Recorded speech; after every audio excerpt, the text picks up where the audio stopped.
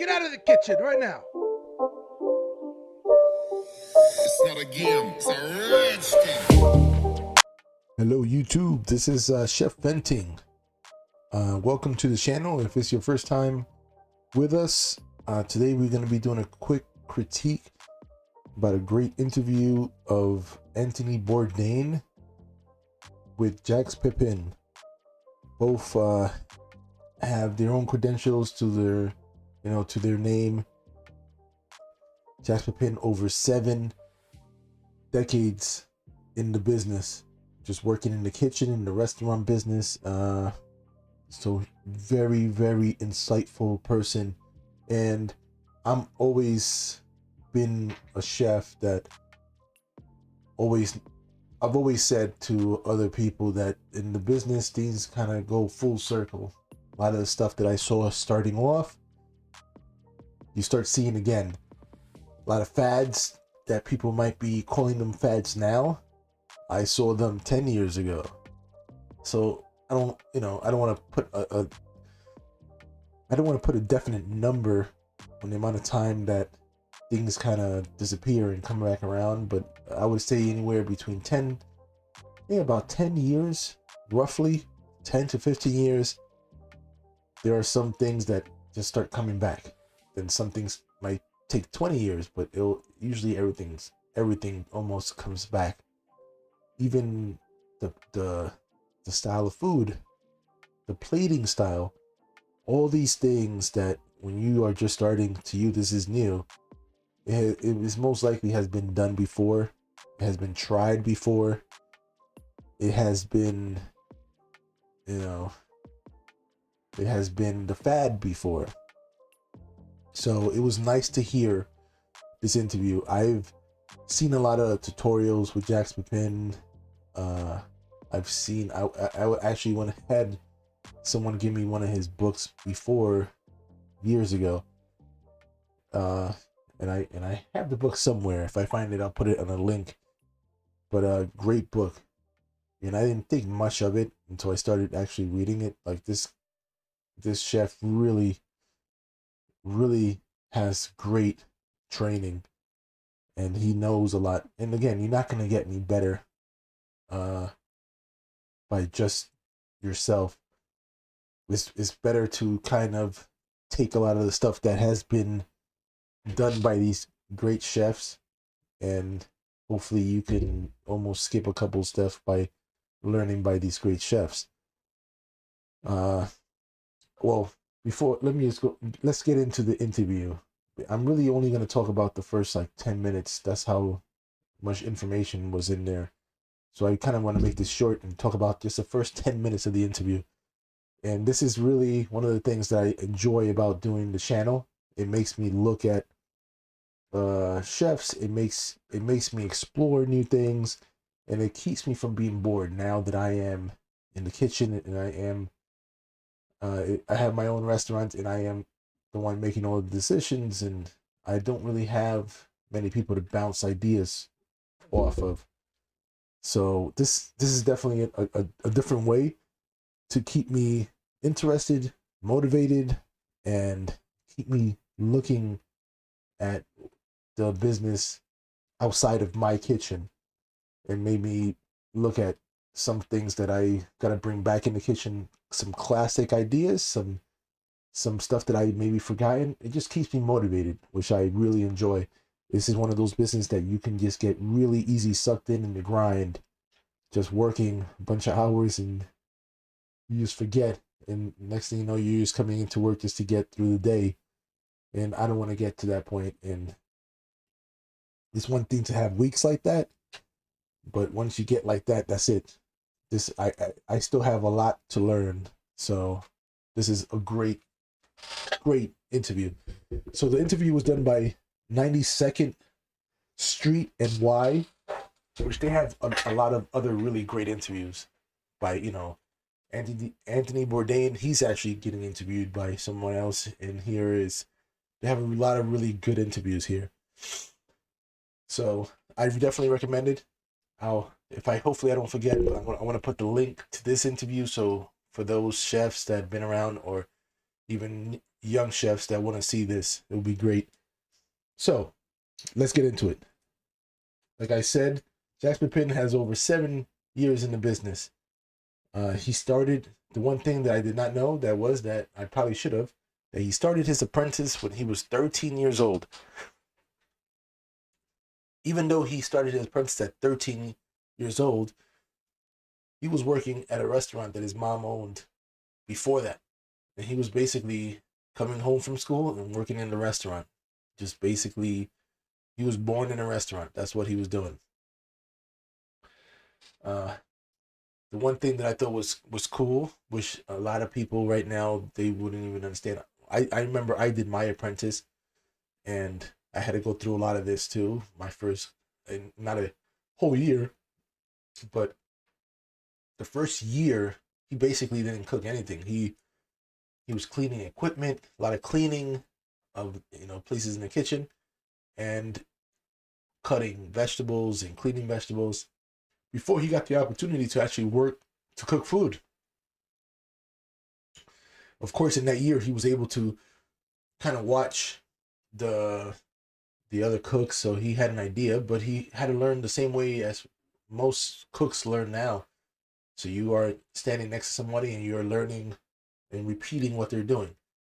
So basically, you gotta, as he puts it, you gotta conform. You conform to the, sorry, you gotta conform to the kitchen, the procedures. Everybody should be doing the dish the same way, which is something that we still strive to this day. Right back then, as he puts it, that was basically the only thing that was the main goal, that everybody in the kitchen can do the station the same exact way. So I mean, right now, it's still something that is wanting to be achieved. But as he puts it, the attitude to get there is a little bit different. The attitude towards cooks want to be known for what they did, or what they're doing. They want to get the recognition right away, instead of just kind of working as a big machine and everybody working together and knowing that you are strong as a machine, instead of everybody trying to be individuals. So everybody was conforming to doing everything the same. That was the greatest lesson from his apprentice in the beginning. And I guess the one comparison to now, that people, if they do something a little extra, they want to let them know, like, hey, tell the chef that I did this. And that was an example he gave. But it's almost that you want to see that immediate gratification. People don't have the patience, they don't have the time they don't want to put in the time, in a sense. That's what I got out of it, and I know, because I've seen it, and people don't have the patience as, when I first started. Like, I would try to tell them, I said, look, I did, I had to work, I did my apprentice, and I was the guy that was doing all the stuff for the cooks in the line, in a sense, and the sous chef and the chef. So the chef, he didn't want to clean the whatever potatoes. He didn't want to clean this. He didn't want to do that stuff. I was the one that was doing it. So it got my skills up, in a sense. It got my knife skills up. It got me faster with my knives. It got me quicker working in the kitchen. Yes, it's very boring, but it has to get done. And eventually you know how to do it faster. Eventually you become the chef and you don't have to do that as much. So, but that's just something, it's almost like a rite of passage. That's you have to do it. Okay. So this is one of the things that really kind of stuck. This is early in the interview. He mentioned to me, Anthony Bourdain had mentioned a story to Jacques Pepin, that he had that a famous chef, and he mentioned the name, I forgot, but he was asked by a journalist, why did he choose to become a chef? And when he was asked that by the journalist, the chef said, I did not choose to become a chef. my parents sold me to slavery. Of course, that is an exaggeration, but it is something that brings attention to the industry. And as Anthony Bourdain says, it's something that in the industry is something that we kind of we missed the about the industry that's broken about that there is a sense that you work in industry, you have to work a ton of hours.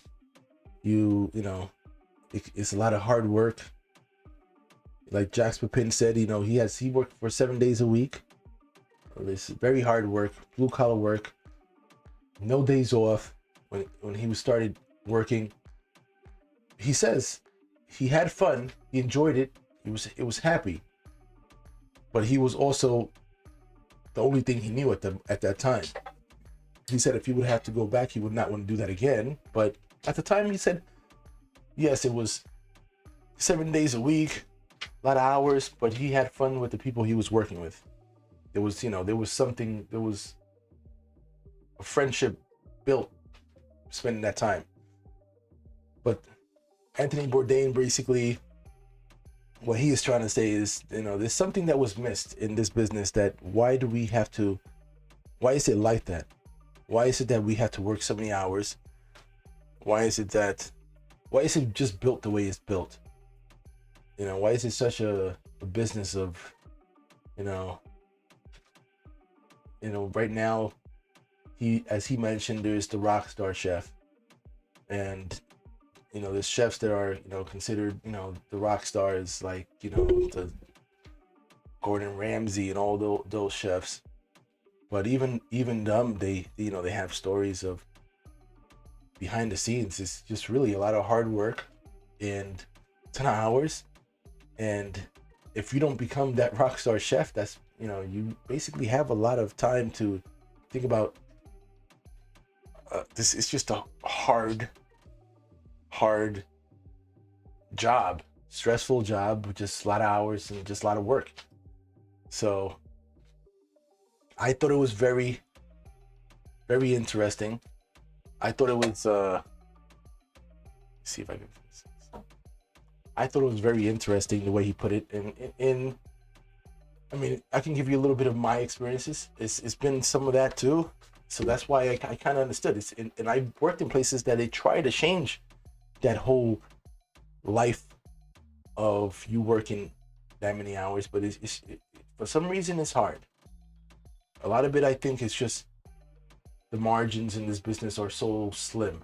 Everybody works a lot of hours. So as much as the chefs work a lot of hours, the front of the house people, front of the house managers, they work a lot of hours too. So I don't want to take disrespect from this just happened to be chefs, but I know I've worked with them, and many of them work many hours too. So it's just the business in general.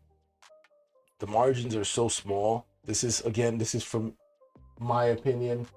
I definitely would want you guys to watch the interview. And this is just what the thoughts that came out of the first 10 minutes of the interview. The margins are so small. If anybody would tell you, the margins are so small to make profit in this business. So a lot of places where they try to make up, it's in the labor. So that's why I think, honestly, that's where the business end up being so many hours being worked, because it's almost got to be a give. Your customers don't necessarily want to pay too much money, and where you try to make a give is, and I guess the labor is, even though you working so many hours and all this and that, the labor is always, as a chef, you're working a lot of hours and you're in salary. Those hours, you're getting paid the same at the end of the week. But I'm gonna leave it at that. I'm gonna try to leave the link for those that want to see this video. I think it's a great video. There's a lot of other videos. Anthony Bourdain has a lot of great interviews. Even him being interviewed, he had a couple of really great stuff. He has, you know, the main thing I did about Yelp was because of him. He had a great quote about it, and I can't remember it right now off the top of my head, so I'm not going to butcher it. But it was basically about, you know, how businesses are stuck on these these reviews, these you know, Yelp reviews that could ruin companies. but I'm not even gonna get into it. That's another video for another day. But again, thank you for watching. I'm gonna leave it off like that. I don't want to go on too long. I already went longer than I wanted. I always end up going longer than I think I'm gonna go.